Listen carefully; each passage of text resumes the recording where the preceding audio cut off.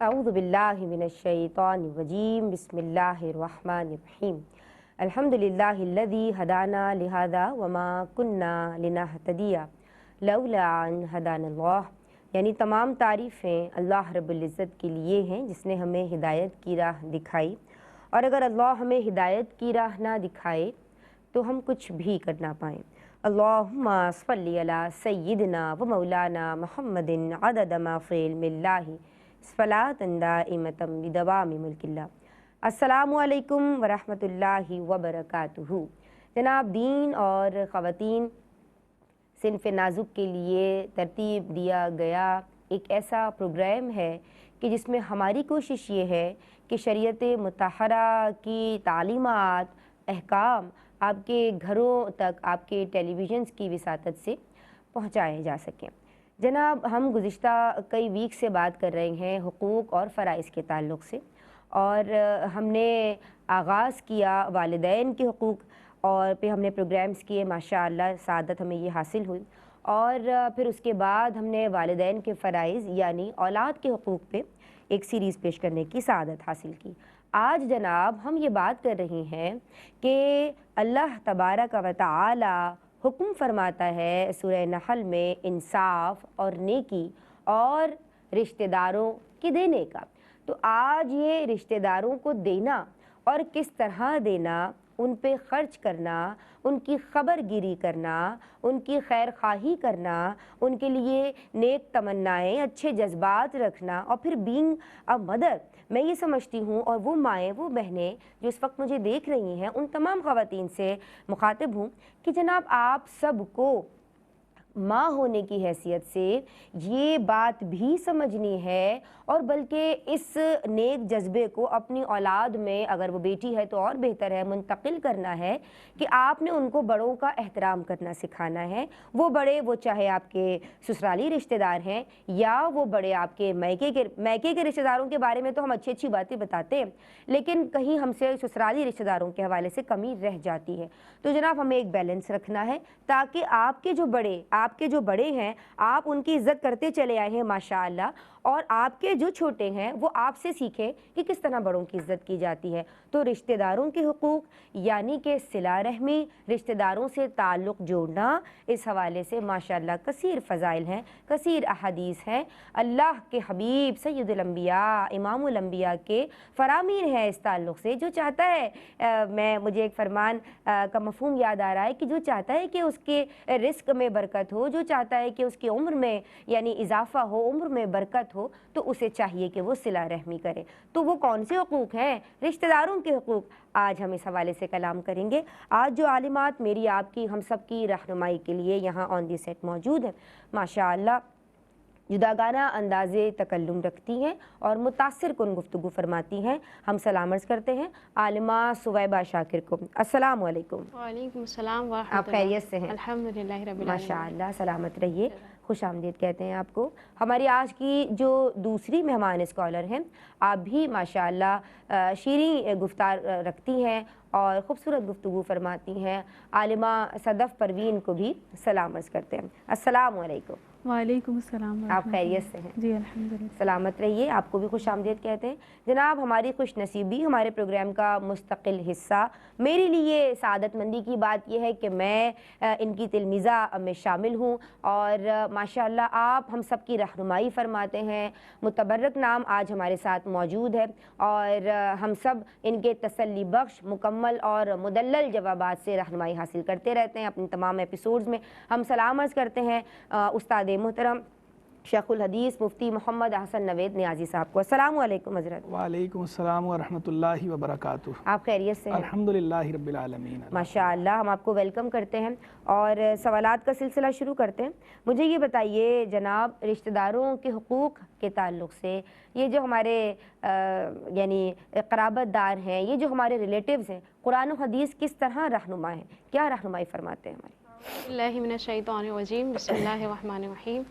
देखिए, यूँ तो तमाम ही बनी आदम के हुकूक़ शरीयत इस्लामिया ने बयान फरमाए, लेकिन बहैसियत मुसलमान एक मुसलमान दूसरे मुसलमान से जिस तरह ताल्लुक़ात के सिलसिले में करीब होता जाता है, इसी तरह उसके हुकूक़ भी मुतअद्दिद और मुतअक्कद होते चले जाते हैं। ان میں سب سے زیادہ جو رشتہ دار جن سے ہمارا نسبی تعلق ہوتا ہے، وہ مسلمان جن سے ہمارا نسبی تعلق ہے، ان کے حقوق ہم پر سب سے زیادہ لازم ہیں۔ ان کے ساتھ حسن سلوک کرنے کو شریعت کی اصطلاح میں صلہ رحمی کہا جاتا ہے۔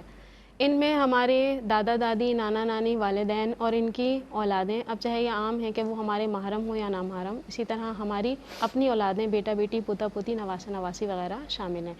لہذا چچا، تایا، پھوپھیاں، خالہ، ماموں اور اسی طرح ان کے بچے، بہن بھائی ہمارے، یہ ہمارے حقوق کے مطلب یعنی ہمارے صلہ رحمی کے سب سے زیادہ مستحق ہیں۔ جتنا قریب ہے وہ اتنا زیادہ اس کی بالکل، یعنی وہ ہے اس کا حق اتنا ہی زیادہ ہے، قرابت داری کے اعتبار سے اس کا حق اتنا ہی زیادہ ہے۔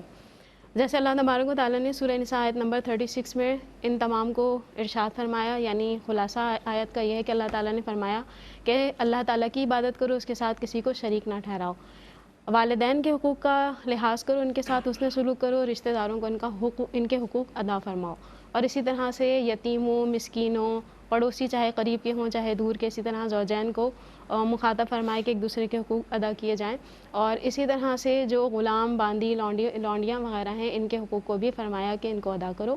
اور اللہ تبارک و تعالیٰ نے ساتھ میں آیت کو اس پر ختم فرمایا کہ اترانے والے اور اپنی بڑائی بیان کرنے والے کو اللہ تعالیٰ پسند نہیں فرماتا۔ قرآن کریم کا مطالعہ کیا جائے تو یہ بات ہمیں پتہ چلتی ہے کہ امم سابقہ میں بھی صلہ رحمی کا حکم موجود تھا۔ جیسے کہ سورہ بقرہ کی آیت نمبر 27 میں اللہ تبارک و تعالیٰ نے منافقین کی جو بری صفات بیان کی ہیں، ان میں سے ایک صفت یہ بھی بیان فرمائی ہے کہ یہ قطع رحمی کیا کرتے تھے۔ اسی طرح سورہ محمد کی آیت نمبر 22 میں اللہ تبارک و تعالیٰ نے ان کے دل کے اندر جو آرزو اقتدار تھی، اس کے اندر جو قباحت موجود تھی، اسے بیان فرمایا کہ اگر تم کو حکمرانی دی جائے تو تم زمین میں فساد برپا کرو گے، قطع رحمی کرو گے۔ اللہ تبارک و تعالیٰ نے ان پر ان کی قباحت کی وجہ سے ان پہ لعنت فرمائی اور ان کی آنکھوں کو حق سننے سے، دیکھنے سے اندھا کر دیا اور کانوں کو حق سننے سے بہرا کر دیا۔ یہ آیت کا مفہوم موجود ہے۔ تو اس سے پتہ چلا کہ اگرچہ آیت منافقین کے حق میں نازل ہوئی، لیکن یہ ضرور معلوم ہوتا ہے کہ جو قطع رحمی کرتا ہے، اللہ تبارک و تعالیٰ کے غضب کو ابھارنے والا کام کرتا ہے اور اللہ کے عذاب کو اپنے آپ کو مستحق بناتا ہے۔ احادیث کی جانب رجوع کیا جائے تو بخاری شریف کی روایت ہے، نبی کریم صلی اللہ علیہ وآلہ وسلم ارشاد فرماتے ہیں کہ جب اللہ تعالیٰ نے مخلوق کو پیدا فرمایا اور سلسلہ تخلیق جب ختم ہو گیا تو رحم یعنی رشتہ اور تعلق نے اللہ تبارک و تعالیٰ کی بارگاہ میں عرض کی، یا الہی عز و جل، کیا یہ اس شخص کی جگہ ہے جو قطع رحمی سے تیری پناہ طلب کرے؟ تو اللہ تبارک و تعالیٰ نے فرمایا ہاں، کیا تو اس بات سے راضی نہیں کہ جو تجھے جوڑے میں اس سے جوڑوں اور جو تجھے قطع کرے میں اس سے قطع تعلق کر لوں؟ تو اس نے عرض کی کہ ہاں کیوں نہیں، یعنی میں اس بات سے راضی ہوں۔ تو اللہ تعالیٰ نے فرمایا تیرے لیے یہی کافی ہے۔ اسی طرح مسلم شریف کی حدیث ہے، نبی کریم صلی اللہ علیہ وآلہ وسلم فرماتے ہیں کہ قطع رحمی کرنے والا جنت میں نہیں جائے گا۔ اسی طرح ترمذی کی روایت ہے، سرکار علیہ السلام فرماتے ہیں کہ ایسے گناہ گار جن کو اللہ تبارک و تعالیٰ دنیا میں سزا دینے میں جلدی فرمانے کے ساتھ ساتھ عذاب بھی ان کے لیے آخرت میں ذخیرہ فرماتا ہے، ان میں سے دو لوگوں کو ذکر فرمایا، ایک وہ جو عادل حکمران کے ساتھ بغاوت کرے اور دوسرا وہ شخص جو کہ قطع رحمی کرے۔ اسی طرح ابو داؤد شریف کی روایت ہے جس میں فضیلت بیان کی گئی کہ جو صلہ رحمی، جو یہ چاہتا ہے کہ اس کی عمر میں برکت ہو، اس کے رزق میں اضافہ دیا جائے، تو اسے چاہیے کہ وہ رشتہ داروں کے ساتھ صلہ رحمی کرے۔ اور دلائل بھی بہت سارے ہیں، لیکن ان تمام ہی دلائل سے صلہ رحمی اور رشتہ داروں کے حقوق کی اہمیت بخوبی واضح ہو جاتی ہے۔ اللہ تبارک و تعالیٰ سے دعا ہے ہمیں حدود شرع میں رہتے ہوئے رشتہ داروں کے حقوق ادا کرنے کی، ان کی اہمیت سمجھنے کی سب سے پہلے، اور پھر ان کی ادائیگی آسان انداز سے کرنے کی توفیق عطا فرمائے۔ ماشاءاللہ، بہت پیارے میسیجز اور اتنی ساری فضیلتیں جب وارد ہوئی ہیں تو اب جو قطع رحمی کرنے والے ہیں وہ خود سمجھ لیں کہ ان کو یعنی اس کے اپوزٹ وہ تمام چیزیں سوچ لیں۔ پھر دوسری بات میں یہ کرنا چاہ رہی تھی کہ آج کل یہ بھی دیکھنے میں آیا ہے کہ کچھ لوگ ایسے ہیں کہ جو شرعی معاملات کو سمجھتے بھی ہیں، نماز کی پابندی کر رہے ہیں، لیکن وہاں بھی قطع رحمی ہمیں جو ہے وہ نظر آ رہی ہے، اور اگر اس نے ہم سے جو ہے وہ قطع تعلق کیا تو اب جائے، اب ہم نہیں ملتے اس سے، نہیں جاتے اس کے پاس، وہ چاہے آپ کا بھائی ہے، وہ چاہے آپ کی بہنیں ہیں۔ تو ان معاملات میں پھر ہمیں ذرا احتیاط برتنی چاہیے۔ بڑی بد نصیبی ہے کہ کوئی شریعت کا ریزن نہیں ہوتا، شریعت میں کوئی اس طرح پابندی نہیں رکھی ہوتی۔ اپنی انا جی، یہ بالکل اپنی انا کی تسکین کے لیے اللہ تبارک و تعالیٰ کے غضب کو ابھارتے ہیں اپنی جانب۔ اللہ اکبر۔ شرعی تقاضے کیا ہیں رشتہ داروں کے ساتھ حسن سلوک کرنے کے؟ اعوذ باللہ من الشیطان الرجیم، بسم اللہ الرحمن الرحیم۔ قرآن و حدیث میں مطلقاً رشتہ داروں سے حسن سلوک کا حکم ارشاد فرمایا گیا ہے۔ لیکن رشتے میں کیونکہ درجات میں تفاوت پایا جاتا ہے، اسی طرح رشتہ داروں سے حسن سلوک کے سلسلے میں بھی اس فرق کو بیان کیا گیا ہے. جیسے کہ سب سے مقدم والدین کا حق ہے، ان کے بعد ذی رحم محارم یعنی وہ نسبی رشتہ دار جن سے ہمیشہ کے لیے نکاح کرنا حرام ہے، ان کا حق ہے. پھر اس کے بعد دیگر رشتہ داروں کا اعلیٰ قدر مراتب حق بیان کیا گیا ہے. اب یہ جو رشتہ دار ہیں ان کے ساتھ سلوک کرنا، ان کے ساتھ نظر شرع میں کیا شرعی تقاضے ہیں، تو ویسے بیان کیا گیا کہ ان کو ہدیہ دینا، ان کو تحائف دینا، ان سے ملاقات کرنا، سلام کرنا، کلام کرنا، ان کی دلجوئی کرنا، اور اگر ہم دور رہتے ہیں تو ویڈیو یا آڈیو کال کے ذریعے ان سے اس طرح رابطے میں رہنا کہ جو تعلق ہے وہ برقرار رہے، اور پھر اگر وطن سے واپسی ہوتی ہے تو ان سے ملاقات رکھیں اپنی اور ان کی جو فرصت اور مصروفیت کے اوقات ہیں ان کو مد نظر رکھتے ہوئے. تو یہ تو سارے دنیاوی معاملات ہو گئے. اگر رشتہ دار فوت ہو جاتے ہیں تو ان کے لیے یہ بھی ایک حسن سلوک ہے کہ دعائے مغفرت کی جائے، ان کے لیے کوئی ایسا انتظام کر دیا جائے کہ جو ان کے لیے ثواب جاریہ کا سبب بنے. اور یہ بھی ایک پوائنٹ ہونا چاہیے کہ جو ہمارے رشتہ دار ہیں ہم ان سے چاہتے ہیں کہ حسن سلوک کریں، تو ان کو جو شرعی ضروری معاملات ہیں، اسی طرح عقائد ہیں، وہ سکھائیں. اگر خدا نہ خواستہ وہ کسی بدعقیدگی میں مبتلا ہیں تو یہ بھی کہ ان کو اچھے طریقے سے سمجھایا جائے. فکر آخرت بھی ہونا چاہیے کیونکہ دین کو مقدم رکھا گیا ہے نا، تو یہ بھی فکر ہونی چاہیے. اگر ہم خود نہیں کہہ سکتے تو بہت جو اچھے اسپیکرز ہیں ان کے بیانات بھی تو مان جاتے ہیں، ان کو بیانات وغیرہ آپ نے مصلحت کے ساتھ بیانات وغیرہ سنوائے جائیں، ایسی کتابیں ان کی خدمت میں پیش کی جائیں، یا انہیں دین کا علم حاصل کرنے کی ترغیب دی جائے. آن لائن کلاسز وغیرہ کا سلسلہ آج کل بہت اچھا ہے، تو انہیں فرض علوم سکھائے جائیں. تو اس سے کیا ہوگا کہ وہ جب سیکھیں گے تو ان کی اصلاح بھی ہوگی اور ان کی آخرت بھی سنورے گی اور دنیا بھی سنور جائے گی. ماشاءاللہ، بہت پیارے میسیجز. اس وقت ایک بریک شامل کر رہے ہیں، اپنے لبوں کو درود پاک سے تر رکھیے. آپ دیکھ رہے ہیں دین اور خواتین. حاضر ہوتے ہیں بریک کے بعد. بسم اللہ الرحمن الرحیم. السلام علیکم ورحمۃ اللہ. جناب، دین اور خواتین میں آج بات ہو رہی ہے صلہ رحمی، رشتہ داروں سے تعلق جوڑنا اور رشتہ داروں کے حقوق کے تعلق سے. بریک سے قبل ہماری عالمات نے کلام کیا. اب میری کوشش یہ ہے کہ میں مفتی صاحب کی سمت بڑھوں. اور مفتی صاحب، ہم نے بریک سے قبل ہماری بہنوں نے، عالمات نے رشتہ داروں کے حقوق کے تعلق سے کلام کیا ہے. قرآن و حدیث کی روشنی میں ان کے حقوق کی اہمیت اور پھر ان کے ساتھ حسن سلوک کے شرعی تقاضے. بسم اللہ الرحمن الرحیم. صلی اللہ علیہ حبیب محمد وعلی آلہ وصحبہ وبارک وسلم. ہمارا دین دین اخلاق ہے، ہمارا دین دین محبت ہے. اس نے محبت کو فروغ دیا ہے، اخلاق کو فروغ دیا ہے ہر سطح پر. بے شک. اور چاہے اس کا تعلق جو ہے وہ ہمارے گھر کے ساتھ ہو، چاہے اس کا تعلق بازار کے ساتھ ہو، مارکیٹ کے ساتھ ہو، چاہے اس کا تعلق ہمارے شہر کے ساتھ ہو، چاہے اس کا تعلق ہماری ذات کے ساتھ ہو، چاہے اس کا تعلق ہماری پوری سوسائٹی کے ساتھ ہو، مجتمع کے ساتھ ہو، معاشرے کے ساتھ ہو. ٹھیک ہے. ہمارے دین نے ہر سطح پر ہمیں اخلاق کی اور محبت کو فروغ دینے کی ہی تعلیم دی ہے. جب ہر سطح پر تعلیم دی ہے تو بطور خاص وہ لوگ کہ جو ہمارے رشتہ دار ہیں، جن سے اللہ تبارک و تعالیٰ نے ہمارا رشتہ قائم فرمایا ہے، جو من جانب اللہ ہمارے رشتہ دار ہیں، ان کے حقوق بقیہ کے مقابلے میں زیادہ رکھے گئے ہیں. بقیہ کے مقابلے میں ان سے حسن اخلاق کی تعلیم بھی زیادہ ہے. بقیہ کے مقابلے میں ان سے محبت کے فروغ کی بھی ضرورت زیادہ ہے. بدقسمتی سے دیکھنے میں یہ آتا ہے کہ ہمارے ہاں بعض لوگ باہر تو بہت خوش اخلاق ہوتے ہیں، لیکن وہ اپنے گھر کے اندر ان سے بڑا بد اخلاق کوئی نہیں ہوتا. اپنے گھر میں بھی اپنے قریب ترین جو رشتے ہیں ان کے ساتھ بھی بد اخلاق ہوتے ہیں، اور پھر جو دیگر رشتہ دار ہیں یعنی قریبی رشتہ داروں کے ساتھ بھی ان کا سلوک ٹھیک نہیں، دور کے رشتہ داروں کے ساتھ بھی سلوک ٹھیک نہیں. صلہ رحمی کا تو خیر تصور ہی نہیں ہے ان کے ہاں. حالانکہ جو سب سے اچھے لوگ ہیں انہیں قرار دیا گیا ہے کہ جو اپنے اہل کے ساتھ اچھے ہوں، اپنے رشتہ داروں کے ساتھ اچھے ہوں. تو صلہ رحمی کی ترغیب دی گئی ہے، لہذا ہمیں اس پر غور کرنا چاہیے، اپنے اخلاق درست کرنے چاہیے. جس طرح ہم باہر اچھا بنتے ہیں، لوگوں کے ساتھ کوشش کرتے ہیں کہ ہمارا بیہیویئر، ہمارا ایٹیچیوڈ، ہمارا رویہ درست ہو، مثبت ہو، اسی طرح گھر کے اندر بھی ہمارا رویہ مثبت ہونا چاہیے، اور اپنے قریبی رشتہ داروں کے ساتھ بھی ہمارا رویہ مثبت ہونا چاہیے، ان کے ساتھ بھی ہمارا اخلاق اچھا ہونا چاہیے. ایسا نہ ہو کہ گھر میں رشتہ دار اگر ہمیں ملنے کے لیے آ جائیں تو جو ہے وہ ہمارے چہرے اتر جائیں. طلاقت وجہ کا ہمیں حکم دیا گیا ہے, خندہ روئی کا, خندہ پیشانی کا ہمیں حکم دیا گیا ہے کہ کسی مسلمان, عام مسلمان سے بھی ہم ملیں تو خندہ پیشانی سے ملیں, خندہ روئی سے ملیں, چہ جائے کہ رشتہ دار ان کے ساتھ تو بدرجہ اولا ہم نے خندہ پیشانی سے ملنا ہے. تو ایسا نہ ہو کہ رشتہ دار آئیں تو چہرہ ہمارا عبوس ہو جائے, ہمارے چہرے پر جو ہے وہ خشونت آ جائے, اخلاق دیکھ کر ہی اگلے کو لگے کہ پتہ نہیں کیا ہوا انہیں. تو ایسا نہیں ہونا چاہیے. ہمارے جو چہرے کے تاثرات ہیں, فیس ایکسپریشنز جو ہیں وہ بھی صحیح ہونے چاہیے, اور جو ہمارے ایکشنز ہیں, رویے اس کے بعد آگے وہ بھی ٹھیک ہونے چاہیے. رشتہ داروں کے ساتھ بطور خاص ہمیں اس کا خیال رکھنا چاہیے. حضور جان عالم علیہ السلام نے فرمایا لا تحاسدوا ولا تباغضوا ولا تدابروا. عام مسلمانوں کو یہ حکم ارشاد فرمایا کہ ایک دوسرے سے حسد نہ کرو, ایک دوسرے سے بغض نہ کرو, ایک دوسرے سے روگردانی نہ کرو, اعراض نہ کرو.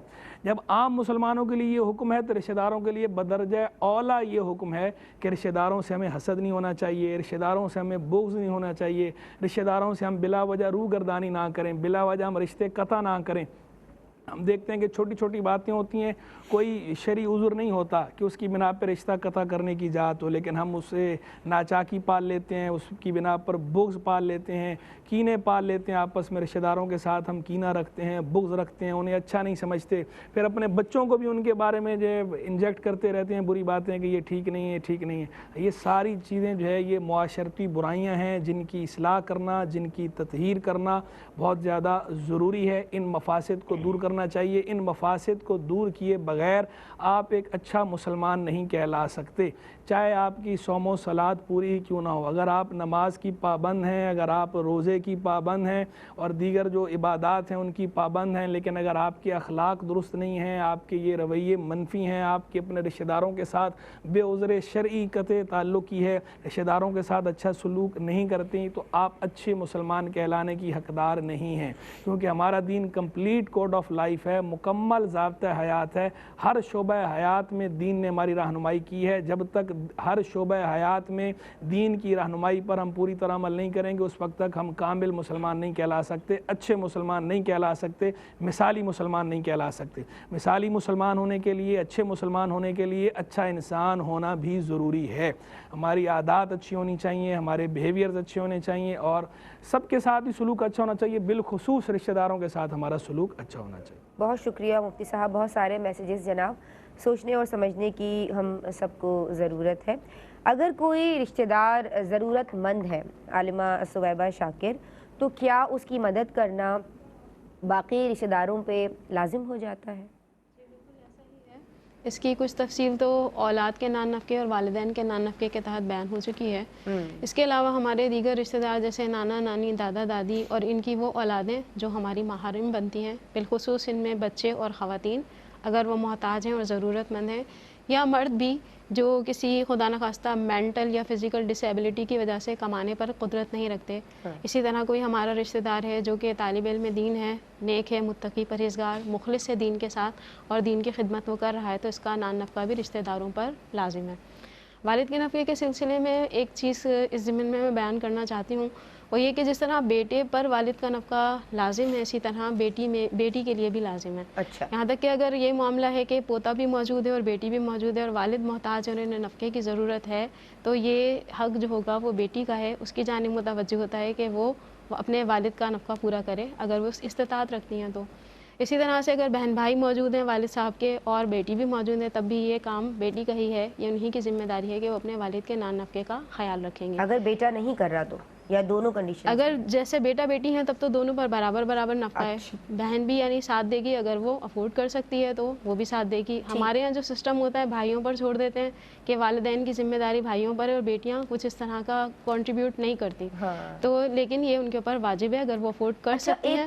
ذہن سازی بھی کر دی ہے معاشرے نے نا کہ بیٹے ہی کی ذمہ داری ہے. اب اگر بیٹی ویل آف ہے, بیٹی صاحب حیثیت ہے, تو بیٹی جا کے ان کی ہیلپ کر سکتی ہے نا. بالکل. اور بیٹے کو خوش دلی سے قبول بھی کرنا چاہیے. بالکل اسی طرح کے معاملات ہیں. یہی شعور بیدار کرنے کے لیے آج ہمارا پروگرام ہے کہ ہمیں اپنی ذمہ داری پتہ چلے. ایسا نہ ہو کہ میدان محشر میں ہمیں پتہ چلے اس وقت جب ہم کچھ نہیں کر سکے. بیٹیاں سن لیں ان کو بھی اپنے پیرنٹس کی, شادی کے بعد بھی عموماً ہاں یہی دیکھا گیا کہ خواتین شادی کے بعد مالی معاملات میں اگرچہ وہ ویل آف ہوتی ہیں، بالکل قطع تعلق کی ہوتی ہے ان کی کہ نہیں بھائی اب جو ہے نا یہ تو بھائی کی ذمہ داری ہے، والدہ بیمار ہے ان کا علاج بھائی کی زکوٰۃ سے ایسے ذمہ داری بچتی ہے. ہیں کہ شوہر کی ذمہ داری ہے. اسی طرح بھائیوں میں بھی یہ ہوتا ہے کہ جو سمجھتے ہیں کہ اچھا کمانے والا ہے اس کو کہتے ہیں کہ یہ آپ کی ذمہ داری ہے، پیرنٹس کے لیے آپ کریں، حالانکہ سب اولادوں پر برابر جو ہے وہ ذمہ داری عائد ہوتی ہے. ماشاء اللہ. اسی طریقے سے اگر نواسا نواسی پوتا پوتی ہیں تو ان میں بھی سب پر برابر ذمہ داری عائد ہوگی کہ یہ اپنے دادا دادی یا نانا نانی کا نفقہ اٹھائیں، یہ ان کی ذمہ داری ہے. تو اس میں بھی بہرحال بہت زیادہ تفصیل ہے، جس کو جیسی صورتحال درپیش ہو تو فوری طور پر وہ کسی عالم یا زیادہ مناسب ہے کہ کسی اچھے مفتی صاحب سے مشورہ کریں. جی بالکل، ہر کسی کا مسئلہ الگ ہوتا ہے، ویری کرتا ہے. تو آپ کسی بھی مفتی صاحب سے یعنی بذات خود مل کے اور پھر اپنا مسئلہ بتائیے اور پھر ان سے ریٹن میں جو بھی آپ نے معاملہ پوچھنا ہے وہ پوچھ سکتے ہیں یا براہ راست پوچھ سکتے ہیں. السلام علیکم، ایک کالر ہمارے ساتھ ہیں. جی وعلیکم السلام. جی بہن کیا نام ہے؟ مجھے یہ پوچھنا تھا جی اگر بھابھی اپنے دیور یا شیٹ کے ساتھ جا رہی ہوں بائک سے تو انہیں تو ان کے کندھے پہ ہاتھ رکھ سکتے ہیں؟ اس میں کوئی گناہ تو نہیں ہے؟ کندھے پہ ہاتھ رکھ کے؟ اچھا ٹھیک ہے جی، بائک پہ جا رہی ہیں تو اچھا ٹھیک ہے جی. بہت شکریہ آپ نے ہمیں کال کی، آپ کا سوال انشاءاللہ شامل کیا جائے گا. آپ کی بات مکمل ہو گئی؟ جی ہم آپ کی اسم بتائیں گے عالمہ صدف پروین. رشتہ داروں کے ساتھ قرابت داروں کے ساتھ خوش اسلوبی سے ملنے کا کیا حکم شرع ہے؟ بسم اللہ الرحمن الرحیم. اللہ تبارک و تعالیٰ کا فرمان ہے وَبِالْوَالِدَيْنِ إِحْسَانًا وَذِي الْقُرْبَى، والدین کے ساتھ بھلائی کرو اور قرابت داروں کے ساتھ. قرابت داروں سے مراد وہ رشتہ دار ہیں جو والدین کے ذریعے سے ہمارا جن سے رشتہ اور تعلق بنتا ہے. اب اس اعتبار سے دیکھا جائے تو 3 قسم کے رشتہ دار ہمارے بنتے ہیں. ایک وہ جو صرف والد کے رشتے سے، والد کے ذریعے سے ہمارے رشتہ دار ہیں، جیسے کہ دادا دادی ہیں، چچا تایا اور پھپھو وغیرہ. صحیح. اور دوسرے وہ رشتہ دار ہیں جو والدہ کی طرف سے خالصتاً ہمارے رشتہ دار ہیں، جیسے کہ نانا نانی ہیں، خالہ ماموں وغیرہ. ٹھیک. اور تیسرے وہ رشتہ دار ہیں جو دونوں یعنی والدین کے تعلق سے ہمارے رشتہ دار بنتے ہیں، جیسے کہ ہمارے سگے بہن بھائی، حقیقی بہن بھائی، یہ رشتہ دار ہو گئے. اب اس کے بعد یہ جو قرابت دار ہیں ان کو مزید 2 قسموں میں تقسیم کیا جاتا ہے. ایک ذی رحم محرم کہلاتے ہیں اور ایک ذی رحم محرم نہیں بلکہ وہ نامحرم کہلاتے ہیں. محارم وہ کہ جن سے نسب کے تعلق کی وجہ سے ہمیشہ کے لیے رشتہ کرنا، نکاح کرنا حرام قرار دیا گیا ہے، جیسے کہ چچا ہیں، تایا ہیں، ماموں ہیں، اسی طرح خالہ پھوپھی وغیرہ ہیں. اور یہ والے جو رشتہ دار ہیں جو ذی رحم محرم ہیں ان کے ساتھ ضرورت کے وقت ان کی مدد کرنا یہ فرض قرار دیا گیا ہے. اگر کوئی جان بوجھ کے یا باوجود قدرت کے ان کی مدد نہ کرے تو اسے علماء کرام نے فرمایا کہ وہ گناہ گار ہوگا، فرض ہے ان کی خدمت کرنا. اور دوسرے وہ رشتہ دار ہیں جو کہ نامحرم ہیں، جیسے کہ یہ خالہ ماموں اور تایا چچا وغیرہ کی اولادیں، یہ بھی ہمارے رشتہ دار ہوتے ہیں لیکن یہ نامحرم کہلاتے ہیں. تو ان کے ساتھ حسن سلوک کرنا یہ سنت موقدہ قرار دیا گیا ہے. اگر ہم کریں گے تو ہمیں بہت زیادہ اللہ تبارک و تعالیٰ ثواب عطا فرمائے گا، اور اگر نہیں کریں گے تو ایسا کرنا برا ہے، نہیں کرنا چاہیے، کیونکہ ہمیں تو اسلام نے ایک عام مسلمان کے ساتھ بھی اتنا زیادہ تعلق کرنے کی، حسن سلوک کرنے کی ترغیب ارشاد فرمائی ہے. تو لہٰذا ایذا رسانی سے تو بچنا ہی چاہیے. اگر حسن سلوک نہیں کر رہے ہیں تو کم از کم ایسا رویہ ہو کہ انہیں اس سے تکلیف نہ پہنچے. ماشاء اللہ، بہت پیارے پیارے میسیجز جناب. جس نے آج کا پروگرام اگر کسی سے بہن سے مس ہو جائے اور اس نے ابھی ہمیں جوائن کیا ہے تو وہ ریپیٹ ٹیلی کاسٹ دیکھیے یا پھر ہمارے یوٹیوب چینل پہ ARYQ TV پہ دین اور خواتین سرچ کر کے ہمارا آج کا پروگرام ڈیٹ کے ساتھ آپ رشتہ داروں کے حقوق کے تعلق سے یعنی اس کو ٹائٹل دیا گیا ہوگا، آپ نے دیکھنا ہے اور ہم سب نے سیکھنا اور سمجھنا ہے. مفتی صاحب میں آپ کی سمجھاؤں گی، بہت سارے میسیجز رشتہ داروں کے حقوق کے تعلق سے آپ نے ہمیں دیے، اور خوش اسلوبی سے جو ان سے ملا جائے، کس طرح ملا جائے. اب کچھ اگر رنجش ہے تو وہ ہم اس کا اظہار کر دیتے ہیں، اور جناب سب کے بڑے بڑے مسئلے ہیں، ان مسئلوں سے کیسے جو ہے وہ نمٹا جائے. اس بریک کے بعد درود پڑھتے رہیے، ہم حاضر ہوتے ہیں. بسم اللہ الرحمن الرحیم. السلام علیکم ورحمۃ اللہ. دین اور خواتین میں آپ تمام کا خیر مقدم ہے. ایک کالر بھی شامل کر رہی ہوں. السلام علیکم. السلام علیکم. وعلیکم السلام. جی بہن کیا نام ہے اور کیا سوال کرنا چاہتی ہیں؟ جی میرا نام وسیمہ ہے، راولپنڈی سے بات کر رہی ہوں. میرا سوال یہ ہے کہ اگر کسی سے کوئی گناہ ہو گیا ہو، اس نے گناہ کی توبہ کر لی ہے، تو کیا وہ لوگوں کو اس کے بتانا لازمی ہوگا کہ میں نے توبہ کر لیا، یا بندہ اللہ تعالیٰ کو بس मालूम हो जाता है कि बंदा ने बंदे जो है तौबा कर ली है। अच्छा जी, ठीक है जनाब, आपने हमें कॉल की, आपका सवाल मैंने लिख लिया है और यकीनन शामिल किया जाएगा।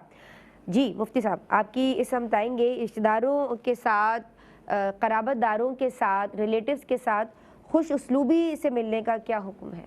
कॉलर्स के जवाब की तरफ आ जाइए, इस पर बात गुफ्तगू हो गई काफ़ी जो है वो। ठीक है मुफ्ती साहब, मैं पहले लेफ्ट ओवर्स ले लूँ या आज के ले लूँ? पहले आज के ले लें, फिर लेफ्ट ओवर्स भी ले लेते हैं। अच्छा, अगर भाभी देवर या जेठ के कंधे पे हाथ रख के बाइक पे जाती है तो क्या गुनाहगार होगी? नहीं करना चाहिए इस तरह। बाइक पे बैठने की तो इजाज़त है, बामरे मजबूरी बकदरे ज़रूरत जो है उसकी इजाज़त है, लेकिन इस तरह हाथ नहीं रखना चाहिए। नहीं बैठना चाहिए, अगर बैठ जाए हाथ नहीं रखे, हाथ नहीं रखना चाहिए। अच्छा, पिंडी से बहन ने कॉल की कि अगर गुनाह किया और तौबा कर ली, बंदे और अल्लाह के दरमियान वो तौबा वाला मामला हो गया, अब क्या लोगों को भी वो बताएं?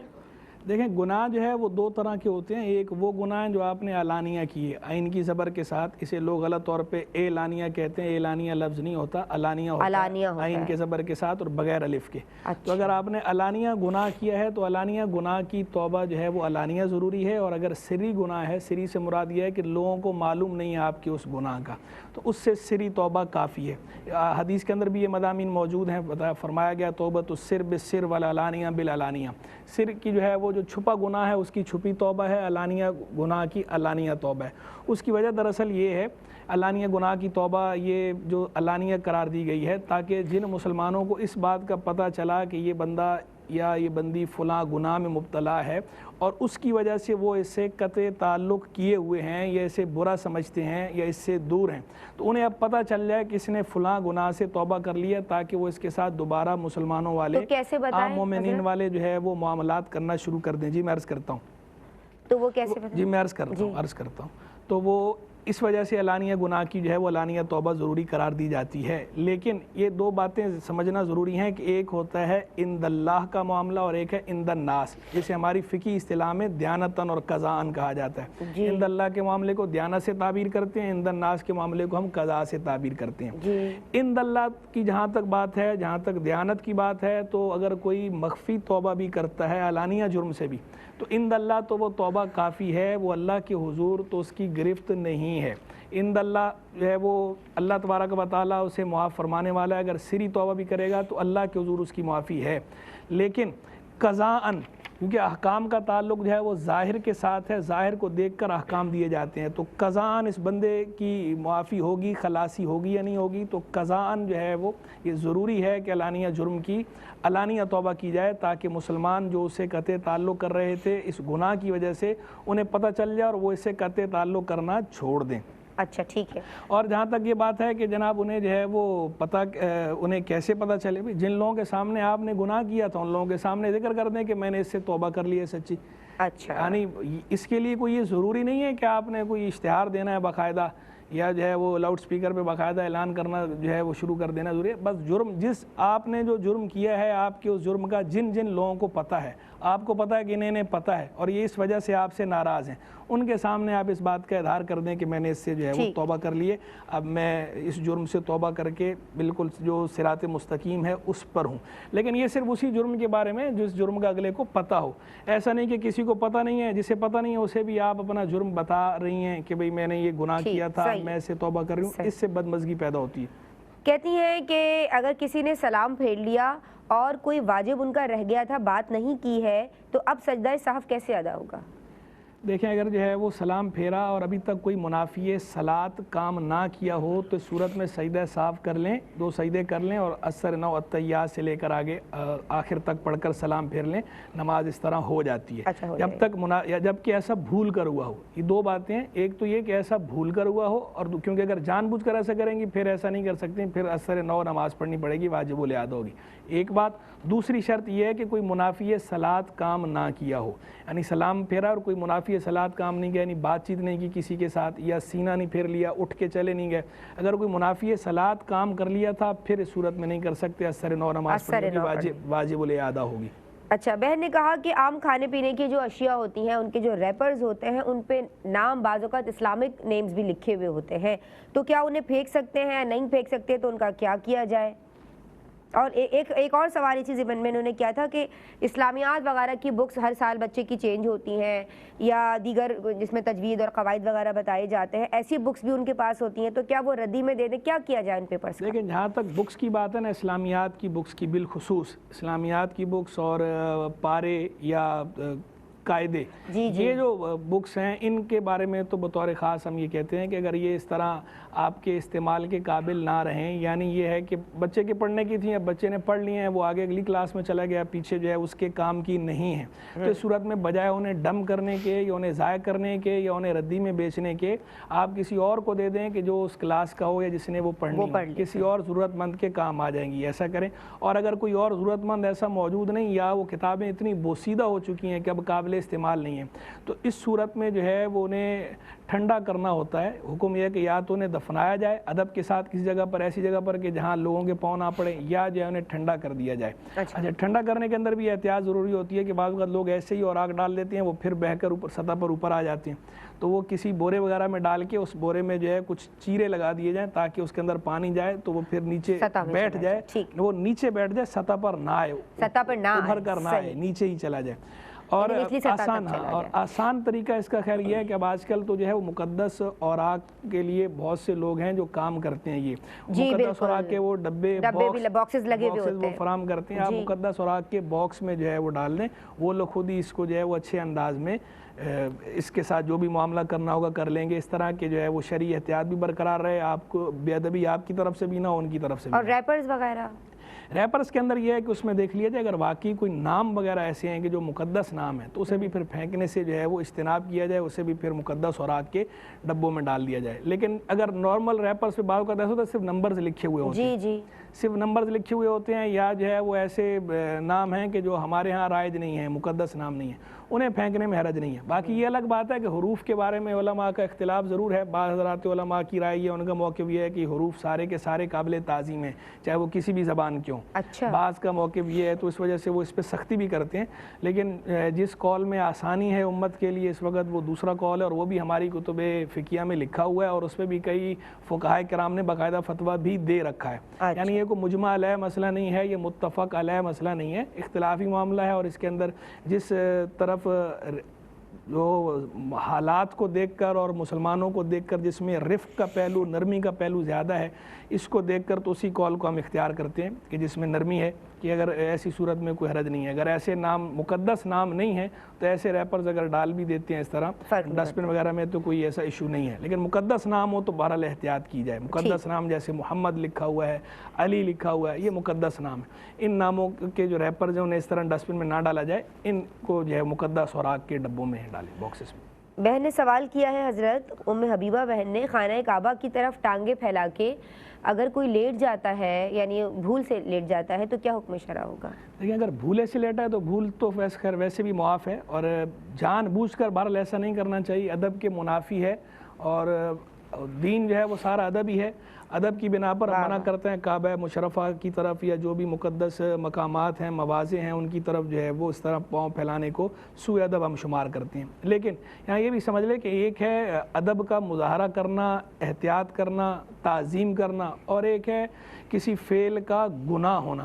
تو اگر کوئی اس طرح پاؤں پھیلا دیتا ہے کسی مجبوری کی وجہ سے تو یہ گناہ نہیں ہے۔ مجبوری کے بغیر بھی فقہاء نے مکروہ تنزیہی قرار دیا ہے۔ مکروہ ہے، مکروہ تنزیہی کا مطلب یہ ہوتا ہے کہ شرعاً ناپسندیدہ ہے لیکن گناہ نہیں ہے، تو ہم اس پر گناہ کا حکم تو نہیں لگاتے، لیکن اس کا مطلب یہ بھی قطعاً نہیں ہے کہ ہم اس طرح کرنا شروع کر دیں۔ بعض اوقات بعض لوگ جو ہے انہیں مسئلہ معلوم ہو جاتا ہے تو وہ لوگوں کے سامنے جان بوجھ کے ایسے پاؤں پھیلا کے بیٹھ جاتے ہیں، پھر انہیں کوئی سمجھائے تو کہتے ہیں جناب مکروہ تنزیہی تو ہے، اس لیے کر رہے ہیں تاکہ لوگوں کو پتہ چل جائے کہ لوگ اسے جو ہے بڑا اہم سمجھتے ہیں۔